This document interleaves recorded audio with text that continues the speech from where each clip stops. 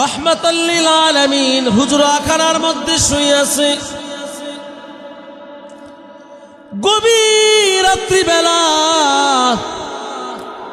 নবীজির হুজরাখানার দরজার সামনে একজন দাঁড়িয়ে আছে। একবার এইভাবে তাকায়, একবার এইভাবে দাঁড়ায়। শরীরের মধ্যে কোনো কাপড় নাই, কোন রকম লজ্জাস্থানটা ঢেকে রাখছে। একবার শরীর এইদিকে করে কুচুর মুচুর করে, কারণ শরীরের মধ্যে কোনো জামা কাপড় নাই। নবীজি হুজরাখানা থেকে বের হয়ে দেখলেন একজন নবীজির হুজরাখানার সামনে দাঁড়ানো। নবীজি ডাক দিয়ে বলেন, কে রে আমার? হুজরাখানার সামনে গভীর রাত্রিবেলা তুমি কি করো? অন্ধকার, কিচ্ছু দেখা যায় না। শীতকালে কুয়াশা পড়ে না, কুয়াশায় কিচ্ছু দেখা যায় না। এবার ওই লোক ডাক দিয়ে বল, ইয়া রাসূলুল্লাহ, ইয়া হাবিবাল্লাহ,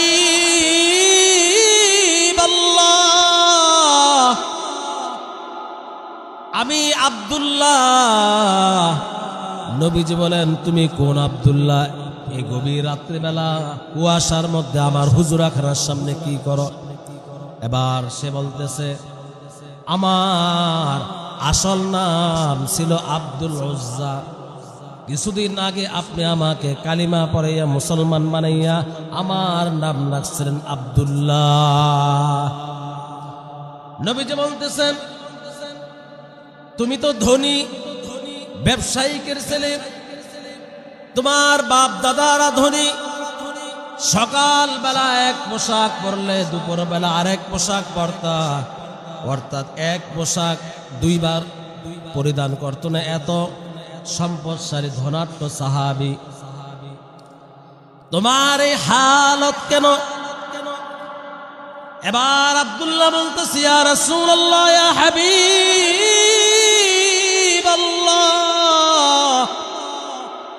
আমি আপনার দরবারে আসা যাওয়া করি। এটা আমার বাবা আমার চাচারা জেনে গেছে। গতকালকে তারা পারিবারিকভাবে সিদ্ধান্ত নিছে, যদি আমি আপনার দরবারে আসা যাওয়া করি, আপনি মুহাম্মাদুর রাসূলুল্লাহর কালিমা আমি না সারি, আপনার উপর আমি ঈমান না সারি, আপনি নবীকে যদি আমি মুহাব্বত বন্ধন না করি, তাহলে তারা আমাকে ঘর থেকে ছেড়ে দিবে, তারা আমাকে ত্যায্য করে দিবে, এরকম হুমকি দিয়েছে। আমি বলেছি, আমার মা বাবা বাপ চাচাদেরকে আমি বলে স্পষ্ট ভাষায় বলে দিয়েছি, আপনাদের ঘর কেন, আপনাদের সম্পদ কেন, আমি দুজাহানের বাদশাহ রহমাতাল লিল আলামিনের জন্য পুরা পৃথিবী ছাড়তে রাজি আছি। তারপরও রহমাতাল লিল আলামিনকে আমি ছাড়তে পারবো না। আল্লাহু আকবার। আমি এই কথা বলার পরে তারা বলতেছে, তোমার গায়ে যে পোশাক, এটি তো আমার পোশাক খোলার উদ্দেশ্য হইতেছে, মনে করতেছে ইজ্জতের ভয়ে তো কালিমা ছাড়ব। মানুষের সর্বশেষ পুঁজি কি ইজ্জত না? ইজ্জতের ভয়ে তো মনে করছে মুহাম্মদের দরবার ছেড়ে দিবে, মুহাম্মদের কালিমা ছেড়ে দিবে, মুহাম্মদকে ভালোবাসা ছেড়ে দিবে। রহমাতাল লিল আলামিন, আমি আমার বাপ চাচাকে বলে দিয়েছি, আমি আব্দুল্লাহর ইজ্জতের চাইতে আমার কামলিওয়ালা নবীর মুহাব্বত বেশি। আল্লাহু আকবার।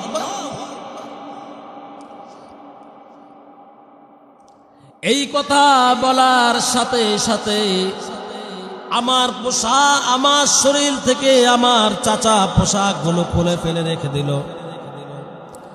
এই কথা বলার সঙ্গে সঙ্গে আমার শরীর থেকে আমার পোশাকগুলা খুলে ফেলল। এবার আমি আমার মায়ের কাছে যে বললাম, মা, এই পুরো উলঙ্গ অবস্থায় আমার কামলিওয়ালা নবী আমার পবিত্র নবীর সামনে আমি দাঁড়াতে পারবো না।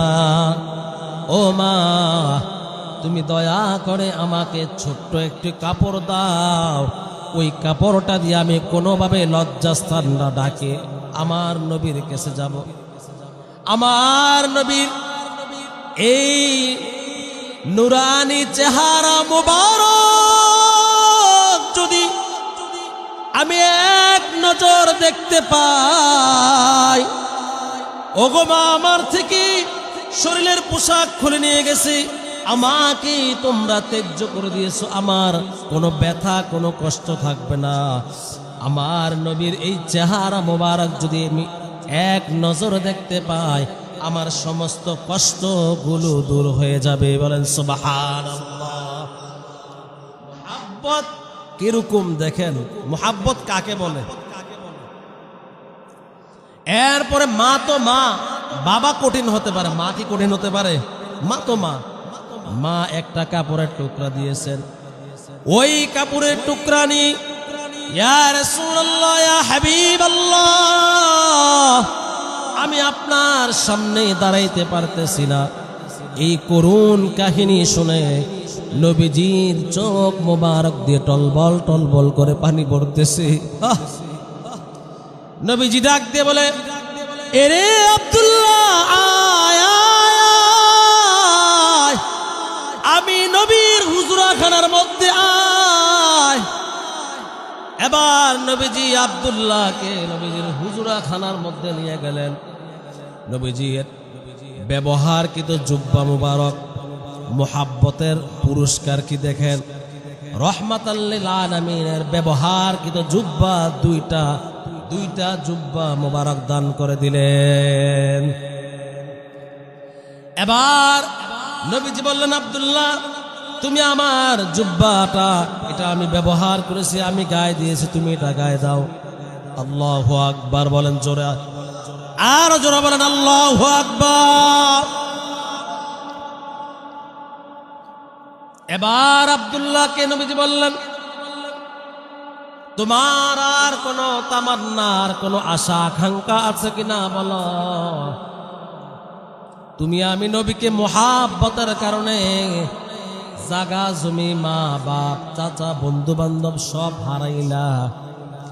এখন আমি নবীকে বলো, তোমার আর কোনো চাওয়া পাওয়া আছে কিনা।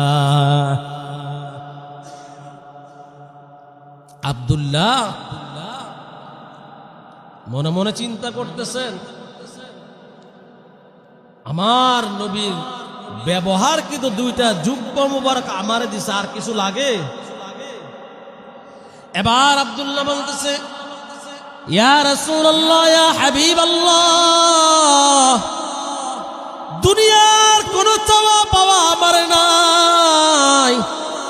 আপনি যে দুইটা জুব্বা মুবারক আমাকে দান করেছেন, এই দুইটা জুব্বা মুবারক পেয়ে এই দুনিয়াটা যদি আমাকে 10 বার বিক্রি করে দেয়, দুনিয়ার সমান যদি স্বর্ণ দেয়, তারপরও আমার কাছে এই জুব্বা মুবারকের চাইতে দামি হবে না। সুবহানাল্লাহ।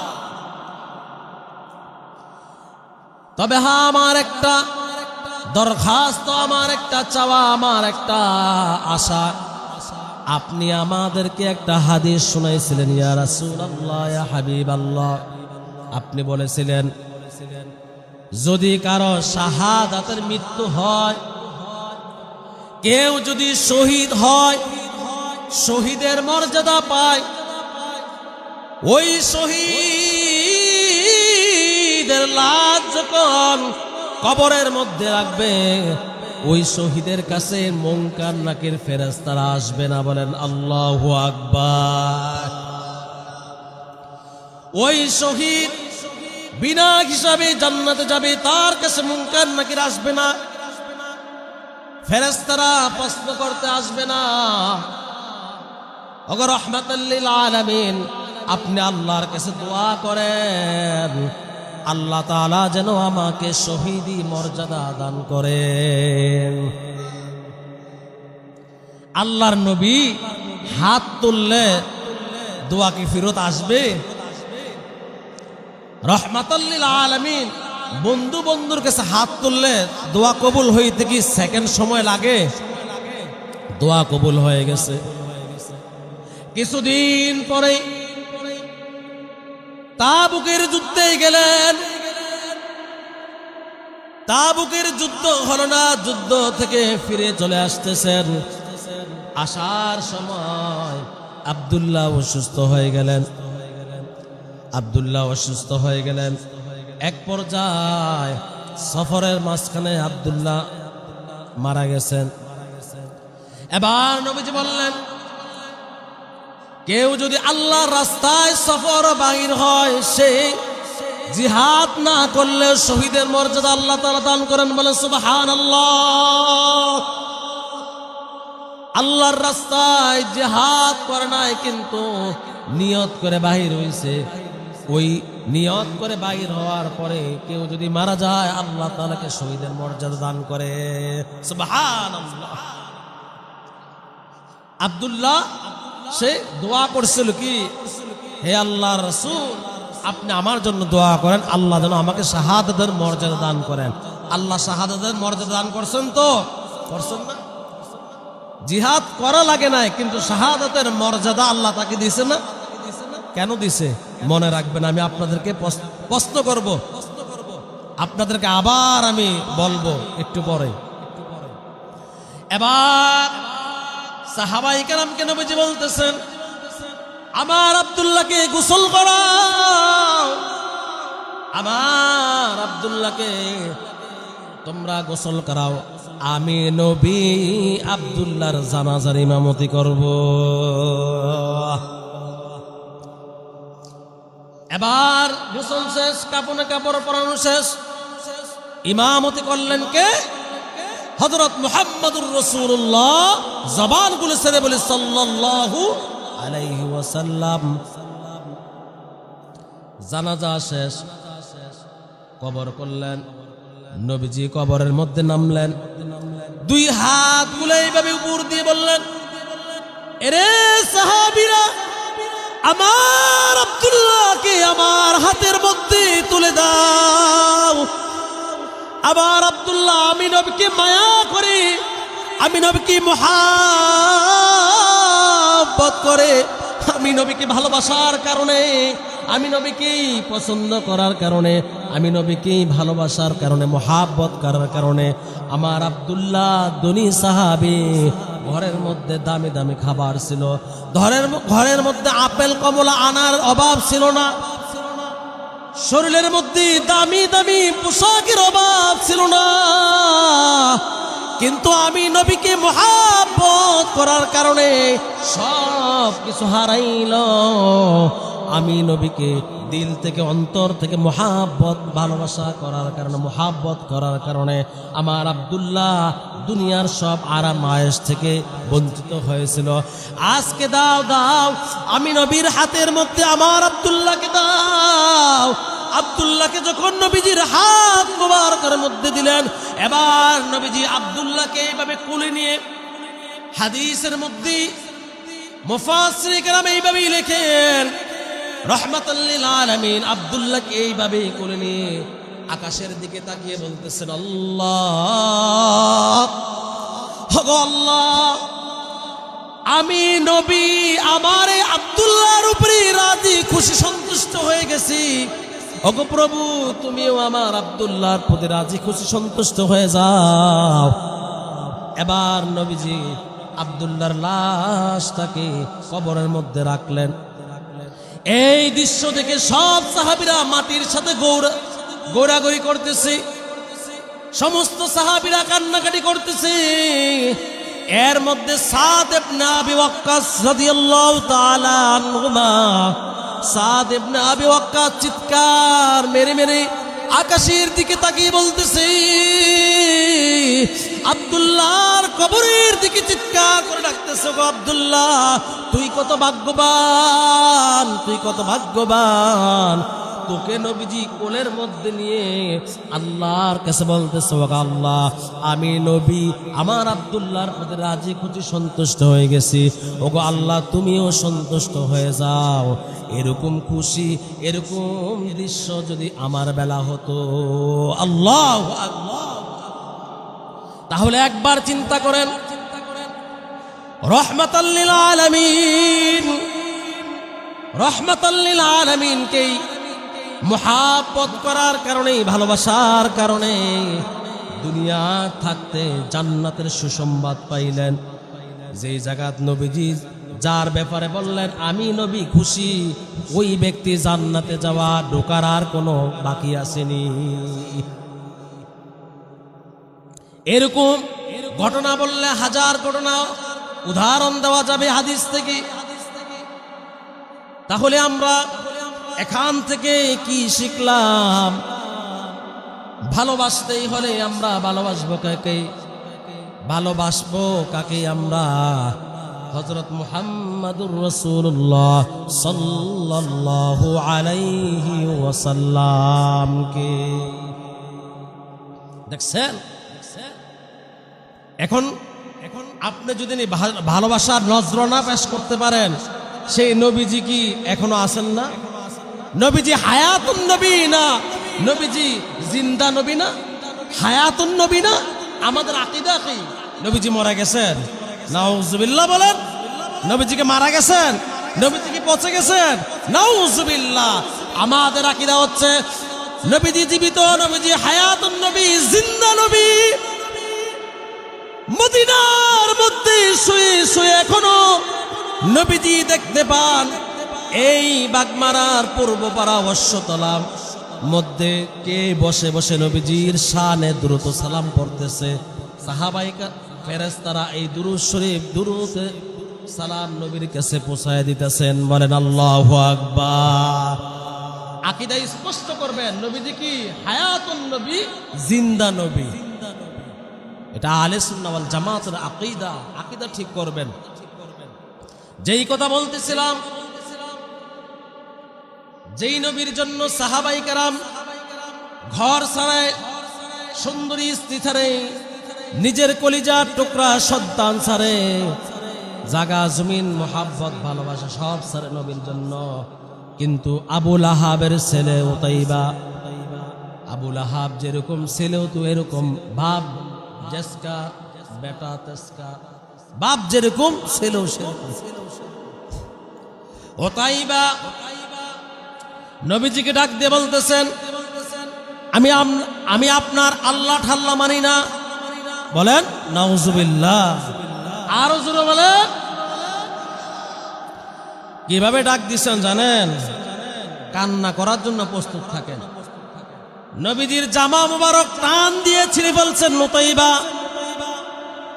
নবীজির দাড়ি মুবারক ধরে এত জোরে টান দিয়েছেন উতাইবা, নবীজির এই দাড়ি মুবারক উতাইবার হাতের মধ্যে চলে আসছে। বলেন নাউজুবিল্লাহ। প্রথম ডাক দিয়ে বললেন, হে রে মুহাম্মদ, আমি তোমার আল্লাহ ঠাল্লা মানি না। বলেন চিৎকার মেলে নাউজুবিল্লাহ। এরপরে কি জঘন্য আচরণ করলেন, নবীজির এই জামা মোবারক টান দিয়ে ছিঁড়ে ফেললেন। বলেন নাউজুবিল্লাহ। এরপরে নবীজির দাড়ি মোবারক ধরে এত জোরে টান দিলেন, উতাইবার হাতের মধ্যে নবীজির তাজা দাড়িগুলা, কয়েকটা দাড়ি মোবারক উতাইবার হাতের মধ্যে চলে আসছে। এরপর আরো জঘন্য আচরণ করলেন। নবীজিকে বললেন, আমি তোমার 2 মেয়েকে তালাক দিয়ে দিলাম। নবীজি কান্না করেন। আল্লাহ তাআলা বলতেছেন, হে আমার বন্ধু, আপনি কেন কান্না করেন? আপনি বদদুয়া দেন আমি উতাইবাকে ধ্বংস করে দেই। নবীজি বলেন, আমি নবীর 2 মেয়েকে তালাক দিয়েছে, এজন্য আমি কান্না করি না গো প্রভু। আমি নবীর দাড়ি মুবারক ছিঁড়ে ফেলেছি, কারণে কান্না করি না, কষ্ট পাই না, আঘাত পাই নাই। আমি নবীর জামা ছিঁড়ে ফেলছে, এই কারণে আমি কষ্ট পাই নাই। ওগো আল্লাহ, ওগো বন্ধু, আপনাকে যে অবজ্ঞা করলো, অপমান করলো, এইটা আমি বরদাস্ত করতে পারি নাই। আল্লাহু আকবার, জবান ছেড়ে বলেন আল্লাহু আকবার। কোন মুমিন আল্লাহকে অপমান করলে, নবীকে অপমান করলে সহ্য করতে পারবিনি বলেন? কেউ যদি আপনার বাবাকে গালি দেয়, আপনি সুসন্তান হয়ে সহ্য করবেন? আপনার মাকে গালি দিলে আপনি সহ্য করবেন? করবেন জীবনে? হাত না থাকুক, মুখ দিয়ে হইলেও আক্রমণ করবেন, প্রতিশোধ নিবেন।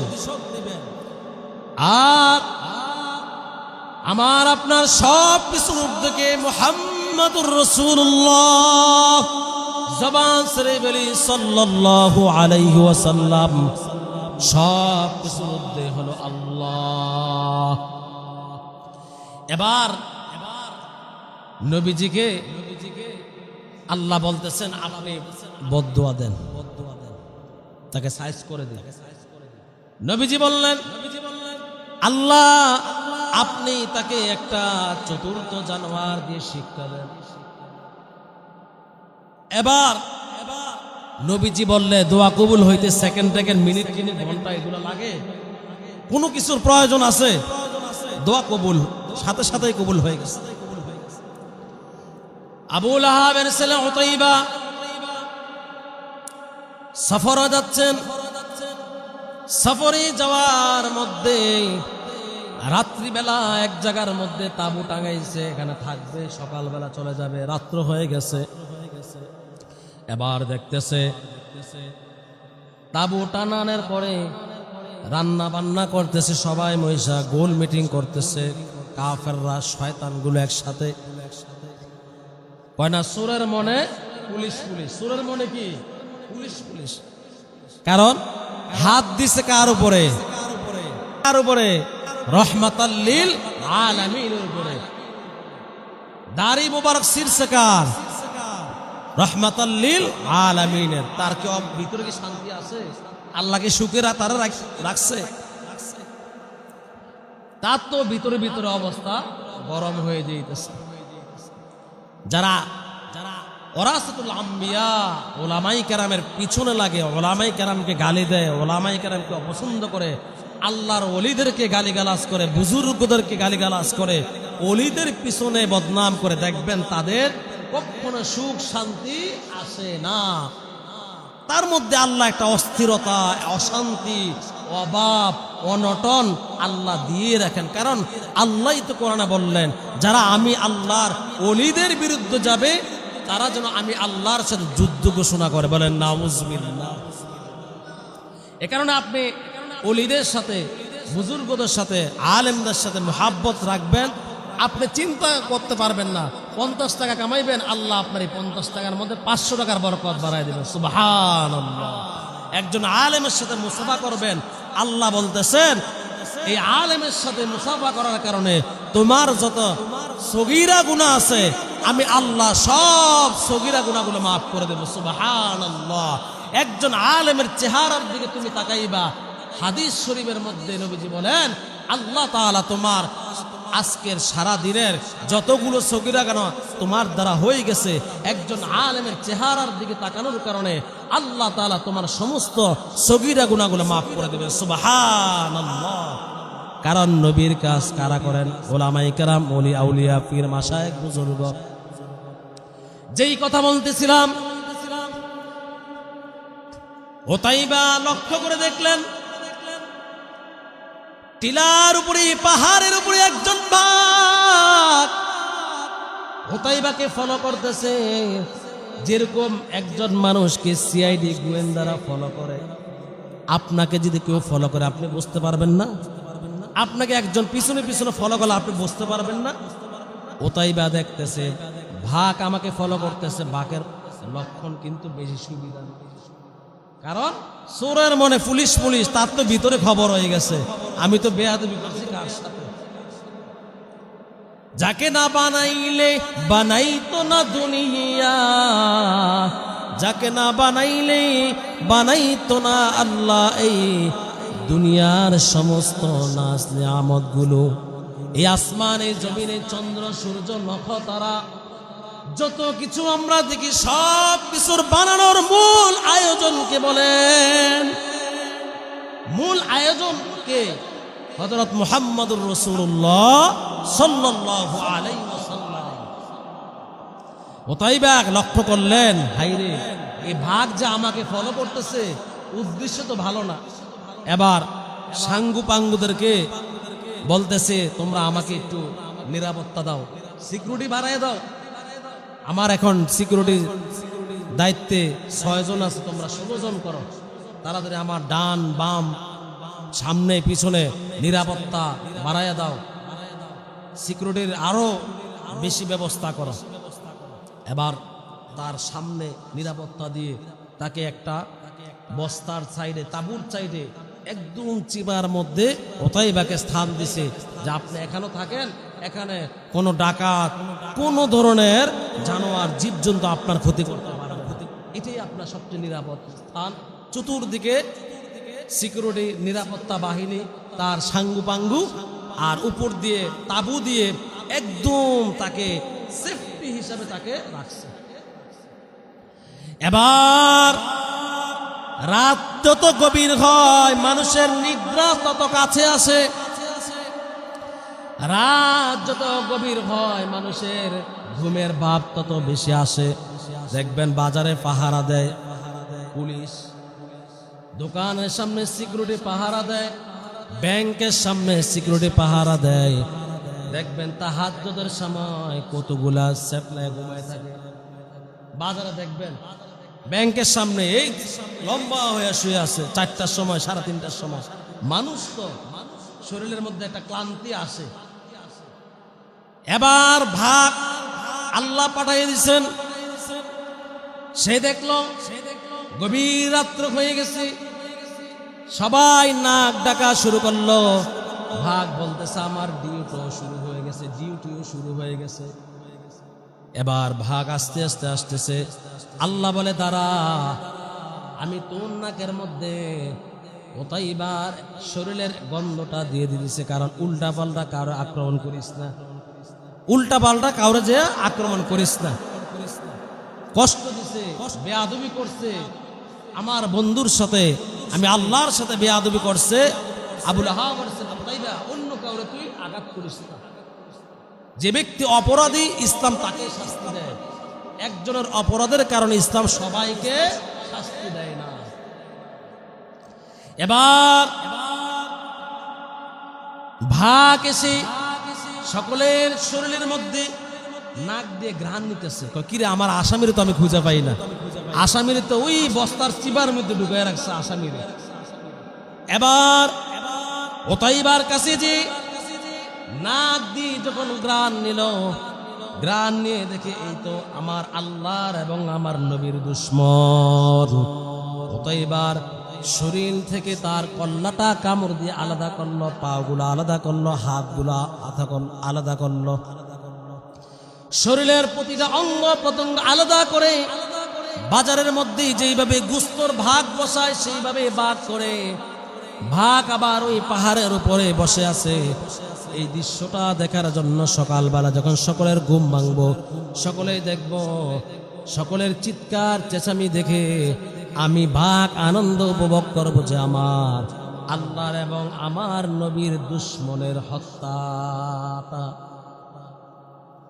এবার সকালবেলা ঘুম থেকে উঠে দেখে ওতাইবার মাথা একদিকে, পা একদিকে, শরীরের নারী বুড়ি অঙ্গ প্রত্যঙ্গ সব বিচ্ছিন্ন হয়ে কোনো কিছু আর এক অবশিষ্ট নাই।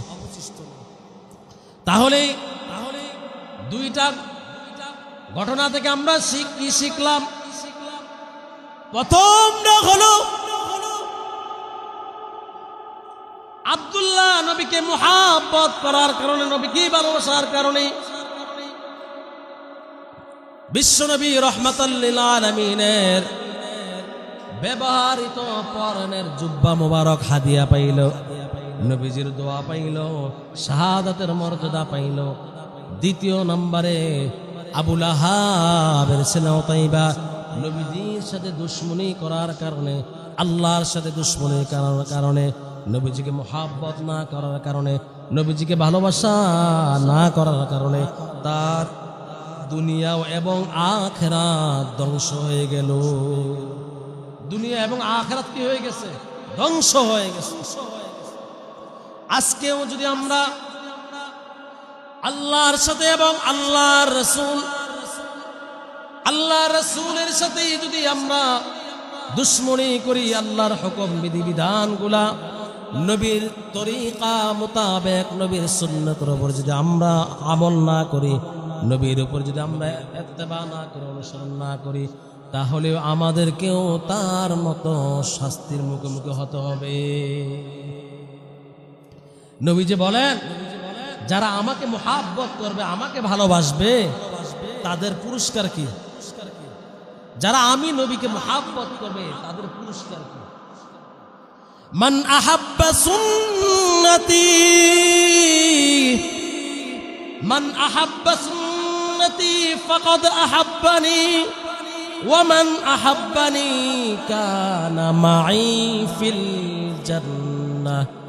যে আমি নবীকে ভালোবাসলো, আমি নবীর সুন্নতের উপর আমল করলো, সে যেন আমি নবীকে ভালোবাসলো। যে আমি নবীর সুন্নতের উপর আমল করলো, সুন্নতের উপর আমল করলো। নবীজি কখনো মানুষকে ঠকাইতেন না, এটা নবীজির সুন্নত। নবীজি কাউকে কষ্ট দিতেন না, এটা নবীজির আদত, এটা নবীজির সুন্নত। নবীজি সকলের সাথে সুন্দর ব্যবহার করতেন, এটা নবীজির সুন্নত। নবীজি ছোটদেরকে স্নেহ করতেন, বড়দেরকে সম্মান করতেন, এটা নবীজির সুন্নত। নবীজি সব সময় নরম ভাষায় কথা বলতেন, সব সময় নরম ভাষায় কথা বলতেন। কখনো কারো সাথে রাগান্বিত হতেন না, কখনো কারোর সাথে রাগ করতেন না। নবীজি কখনো তার স্ত্রীদের সাথেও দুর্ব্যবহার করেন নাই। নবীজি কোনোদিন কোনো স্ত্রীর সাথে গরম মেজাজে কথা বলেন নাই। নবীজি কোনোদিন খাদ্যের ত্রুষ্টি ধরেন নাই। অনেক কপাল পোড়া স্বামী আছে, অনেক কপাল পোড়া স্বামী আছে যারা খাবারের দোষ ধরে, রান্নার দোষ ধরে। তরকারির মধ্যে একটু লবণ কম হয়েছে, গরুর গোশত রান্না করছে, এর মধ্যে একটু লবণ কম হয়েছে, জাল বেশি হয়েছে, এ কারণে স্ত্রীকে ধমক দেয়, স্ত্রীকে থাপ্পড় দেয়, দেয় না? আপনাদের এই পূর্বপাড়া অশ্বতলা বাগপাড়া দেয় না, এটা আমি মেনে নিলাম। আমাদের বরুড়ার সাইটে দেয়, সবাই না, কিছু কিছু কপাল পোড়া দেয়। আরে ভাই, আপনি আজকে আপনার স্ত্রীকে তরকারির মধ্যে লবণ বেশি হওয়ার কারণে ধমক দিলেন, তরকারির মধ্যে ঝাল বেশি হওয়ার কারণে ধমক দিলেন। একটু চিন্তা করেন, আপনিও একটা কন্যা সন্তানের বাবা, আপনারও ঘরের মধ্যে একটা মেয়ে আছে। আপনি যেমন ওই মেয়েটাকে অত্যন্ত ভালোবাসেন, মোহাব্বত করেন, আপনি যেরকম আপনার কলিজার টুকরা মেয়ের জন্য সব কিছু করতে প্রস্তুত আছেন, আপনার ঘরের মধ্যে যে মেয়েটা আপনার স্ত্রী হিসাবে, আপনার বউ হিসাবে আছে, সে তো আরেক বাবার রাজকন্যা। ঠিক না? ঠিক নেই? আপনার মেয়েকে কিছু বললে আপনি বাবা হিসাবে সহ্য করতে পারেন না, কারণ আল্লাহ বাবাদেরকে মেয়েদের প্রতি একটু দুর্বল রাখছেন, মোহাব্বত বেশি দিয়েছেন। ছেলের জন্য মা কাঁদে বেশি, এটা আল্লাহর পক্ষ থেকে একটা নেয়ামত। মেয়েরা বাবার পাগল হয়, বাবা ভক্ত হয় বেশি, এটা আল্লাহর পক্ষ থেকে একটা নেয়ামত। মায়েরা ছেলেদের পাগল হয়, এটা আল্লাহর পক্ষে একটা নেয়ামত। আপনি মেয়ের বাবা হয়ে যখন মেয়ে ফোন দিয়ে বলবে মা কেমন আছো, মেয়েটা চোখের পানি দিয়ে বলবে বাবা তুমি কেমন, ছেলের কাছে আমাকে তুলে দিয়েছো বাবা। যেই ছেলে আমার স্বামী রান্নার মধ্যে একটু লবণ 19 থেকে 20 হলে, কম বেশি হলে, ভাত একটু নরম হলে, একটু শক্ত হলে, তরকারির মধ্যে একটু ঝাল কম হলে, বেশি হলে আমাকে কথায় কথায় গালাগালি করে, আমার গায়ে হাত তোলে, আমাকে যৌতুকের জন্য আঘাত দেয়, আমাকে যৌতুকের জন্য চাপ দেয়। আপনি বাবা বুকে হাত দিয়ে বলেন, তখন আপনি বাবার অন্তরটা চুরমার হয়ে যাবে। আপনি বাবা তখন নিজেকে আর ধরে রাখতে পারবেন না। পারবেননি? মেয়ে যদি শ্বশুর বাড়ি থেকে দুঃখের কথা এতগুলা বলে মোবাইলে, আপনি বাবার চোখের পানি পড়বে না? আপনি বাবা সহ্য করতে পারবেন? পারবেন না। আপনার কাছে যে মেয়েটা আছে সে তো ওইরকম আরেক বাবার রাজকন্যা। ঠিক ততটুক ভাবে বিশ্বনবী রাহমাতাল লিল আলামিন বলেন, খাদ্যের মধ্যে দোষ ধরা কবিরা গুনাহ। নবীজি যখন নবীজির স্ত্রীরা আম্মা জানেরা খাবার রান্না করতেন, নবীজিকে খাবার দিতেন, তখন নবীজি খাবারে যদি একটু লবণ বেশি হইতো কম হইতো, ঝাল বেশি হইতো কম হইতো, নবীজি কোনোদিন অভিযোগ করতেন না। মজা লাগলে খাইতেন, মজা না লাগলে নবীজি রেখে দিতেন। এটাও তো সুন্নাত। আজকে রান্নাটা ভালো হইতেছে না, আপনি রেখে দেন। স্ত্রী যদি বলে আলহামদুলিল্লাহ ভালো হয়েছে, স্ত্রী যদি বলে কেমন হয়েছে, আপনি মুচকি হেসে দিয়ে বলেন আলহামদুলিল্লাহ ভালো হয়েছে।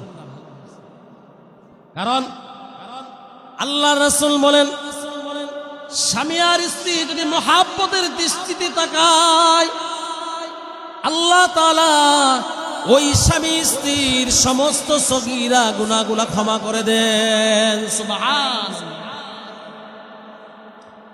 স্বামী আর স্ত্রী যদি একজন একজনের দিকে হাসির নজরে, মহাব্বতের নজরে তাকায়, আল্লাহ বলেন আমি আল্লাহর কাছে এই দৃশ্যটা সবচেয়ে পছন্দের।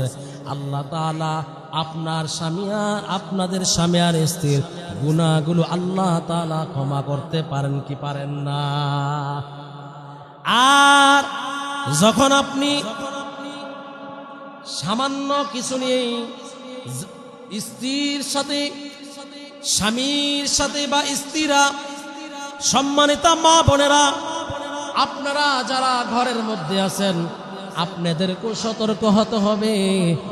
আপনিও যদি 19-20 হইলে আপনার স্বামীর উপরে চাপ সৃষ্টি করেন, আপনার স্বামীকেও যদি আপনি কষ্ট দেন, আপনিও যদি আপনার স্বামীর অবাধ্য হয়ে যান, স্বামীর ইনকাম সোর্স হলো 5,000 টাকা আর আপনার চাহিদা হলো 10,000 টাকা, স্বামীর আয় হলো 10,000 টাকা আর আপনার মাসের চাহিদা হলো 20,000 টাকা, এটা আপনি জুলুম করতেছেন। এর জন্য কাল হাসরের মাঠে আপনাকে আল্লাহর কাঠগড়ায় দাঁড়াতে হবে। আপনার স্বামী আপনাকে যদি পান্তা ভাত খাওয়ায়, আপনার স্বামী আপনাকে যদি একবেলা ভাত খাওয়াইতে পারে, আপনি স্ত্রীর দায়িত্ব কর্তব্য হলো আপনার স্বামীর উপরে ওই অবস্থায় রাজি খুশি সন্তুষ্টি থাকা। আপনি স্ত্রীর এটাই হবে আদর্শ স্ত্রীর নমুনা, আলামত। কারণ নবীজির স্ত্রীরা, আম্মা জানেরা, খাদিজাতুল কুবরা রাদিয়াল্লাহু তাআলা আনহা, আম্মা জান আয়েশা রাদিয়াল্লাহু তাআলা আনহা, নবীজির 11 জন স্ত্রী কোনদিন নবীজির বিরুদ্ধে অভিযোগ করেন নাই। একদিন নয়, 2 দিন নয়, 3 দিন নয়, কোন কোন কিতাবের রাওয়ায়াত 7 দিন 14 দিন পর্যন্ত নবীজির ঘরের মধ্যে, চুলার মধ্যে আগুন ধরে নাই, ঘরের মধ্যে কোনো খাবার ছিল না, ঘরের মধ্যে কোনো খাবার ছিল না। তারপরেও নবীজির স্ত্রীরা কোনোদিন নবীজিকে এর জন্য প্রশ্ন করেন নাই। আজকে যদি অসম্মানিতা বোনেরা, আপনার স্বামী যদি আপনি আপনার স্বামীকে বাজারে যাওয়ার সময় লিস্টি দেন, শুক্রবারে গরু গোস্ত আনবেন, ডিম আনবেন, মুরগি আনবেন, দুধ আনবেন, বিস্কিট আনবেন, লিপস্টিক আনবেন, কসমেটিক আনবেন, এরকম ভাবে একটা লিস্টি দেয়। কিন্তু স্বামী বাজারে যেয়ে দেখে স্বামী বাজারে যে দেখেন লিস্টিটা খুলে দেখেন 1 কেজি গরু গোস্ত 850 টাকা, 750 টাকা। গোস্ত কেনার পরে, ডিম কেনার পরে, কসমেটিকের মাল কেনার পরে স্বামী দেখেন স্বামীর কাছে অবশিষ্ট আর কোনো টাকা নাই, পকেট খালি হয়ে গেছে। স্বামীর কাছে অবশিষ্ট আর কোনো টাকা নাই। স্বামী তার পকেটের মধ্যে যা টাকা ছিল তা দিয়ে খরচ করে বাড়িতে ফিরলেন। আপনি স্ত্রীর কাছে ব্যাগটা তুলে দিলেন। আপনি স্ত্রী যখন দেখলেন আপনি লিস্টির মধ্যে যা দিয়েছেন স্বামী সব লিস্টির খরচগুলো আনতে পারে নাই, তখন আপনি আপনার স্বামীর সাথে দুর্ব্যবহার শুরু করে দিলেন। আপনি আপনার স্বামীর সাথে কক্ষস ভাষায় ব্যবহার করলেন। আপনি আপনার স্বামীর সাথে দুর্ব্যবহার শুরু করে দিলেন। ওগো মা, ওগো বোনেরা, রহমাতাল লিল আলামিন বলেন, আপনার স্বামী যদি ওই অবস্থায় কষ্ট পায়, আপনার স্বামী মাফ না করা পর্যন্ত আপনার জান্নাত আল্লাহ হারাম করে দিবেন। নাউজুবিল্লাহ। সম্মানিতা মা বোনেরা, আমরা ভালো করে শুনি, যদি আমরা স্বামীর দুঃখ অবস্থায়, কষ্ট অবস্থায়, স্বামী সর্ব অসহায়ত্বের অবস্থায়, সুখের বেলা দুঃখের বেলায় যদি আমরা নিজেদেরকে ধৈর্য ধারণ করতে পারি, আবার অপরদিকে স্বামীরাও এর ধৈর্যের পরিচয় দিতে হবে। স্বামীরাও তাদের অবস্থান থেকে নমনীয়তা প্রকাশ করতে হবে। কারণ আমরা আদর্শ ব্যবহার করব কাকে? আমরা আদর্শ ব্যবহার করব কাকে? হযরত মুহাম্মদুর রাসূলুল্লাহ সাল্লাল্লাহু আলাইহি ওয়াসাল্লামকে। কারণ আমার নবী 63 বছরের জিন্দেগিতে কোনোদিন গরম কথা বলেন নাই। 63 বছরের জিন্দেগির মধ্যে আমার নবী কোনোদিন কাউকে কষ্ট দিয়ে কথা বলেন নাই। আমার নবীজি 63 বছরের জিন্দেগির মধ্যে কোনোদিন কাউকে আঘাত দেন নাই। বুড়া মহিলার ঘটনা আমরা সকলেই জানি। নবীজি যে রাস্তা দিয়ে হাঁটতেন ওই রাস্তার মধ্যে কাঁটা দিতেন, কিন্তু নবীজি একদিন লক্ষ্য করলেন যে প্রতিদিন আমি রাস্তার মধ্যে যাওয়ার সময় কাঁটা পেতাম, আজকে কাঁটা নাই।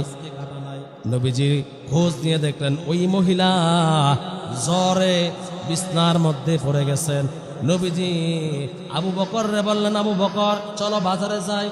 বাজারে যে আপেল কমলা আনার কিনলেন। আপেল কমলা আনার কিনে 2 হাতে নিয়ে নবীজির নিজের হাতের মধ্যে নিয়ে ওই বুড়ি মহিলার কাছে গেলেন। বুড়ে মহিলাকে দেখতে গেলেন, যে দেখলেন বুড়ি মহিলা ভীষণ কঠিন জ্বরের মধ্যে আক্রান্ত হয়ে কাঁপতেছে। নবীজি সালাম দিলেন। সালাম দিয়ে ওই বুড়ি মহিলার ঘরের মধ্যে গেলেন, বললেন আপনি প্রতিদিন আমি যেই রাস্তা দিয়ে যাই ওই রাস্তার মধ্যে কাটা দেন, আজকে কাটা নাই। আমি মনে মনে ভাবলাম আপনার কোনো সমস্যা হয়ে গেছে কিনা, এই কারণে আমি আপনাকে দেখতে আসলাম। এই নেন, আমি আপনার জন্য ফল নিয়ে এসেছি। নবীজি নিজের হাতে ফল কাটলেন, নিজের হাত মুবারক দিয়ে ওই বুড়ি মহিলা শত্রু নবীজির রাস্তায় কাটা দিতেন, ওই বুড়ি মহিলার মুখের মধ্যে খাবার তুলে দিলেন। ওই বুড়ি মহিলার ঘরটা নবীজির নিজের হাত মুবারক দিয়ে ঝাড়ু দিয়ে দিলেন। বলেন আল্লাহু আকবার।